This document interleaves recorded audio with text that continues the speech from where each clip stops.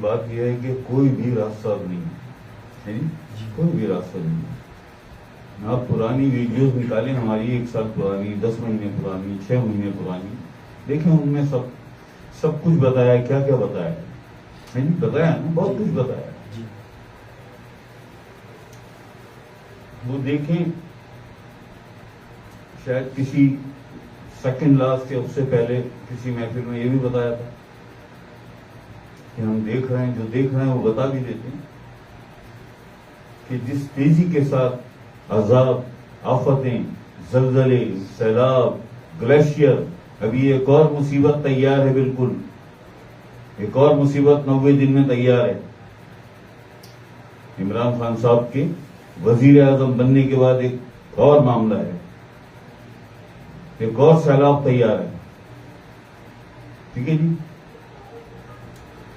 ہمارا شہر تو یہ ارتھ کوئک کی پٹی پر ہے، کراچی، ہے جی، بالکل اسی فالٹ لائن کے اوپر ہے، یہ سمندر سے بھی یہ کئی فٹ نیچے ہے یہ شہر۔ آپ سوچیں، سورہ زلزلہ قرآن کریم میں ہے کہ جب زمین اپنا سارا بوجھ باہر اگل دے گی، ہلا دیا جائے گا زمین کو۔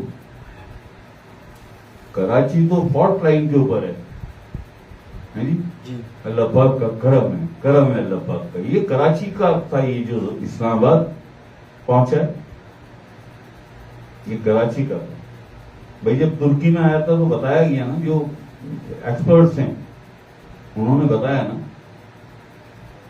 اللہ خیر کر دے، اللہ پاک کرم کر دے۔ وہ تو سارا موسم کا حال دیکھ کے بتاتے ہیں نا، موسم ہمارے سرکار کے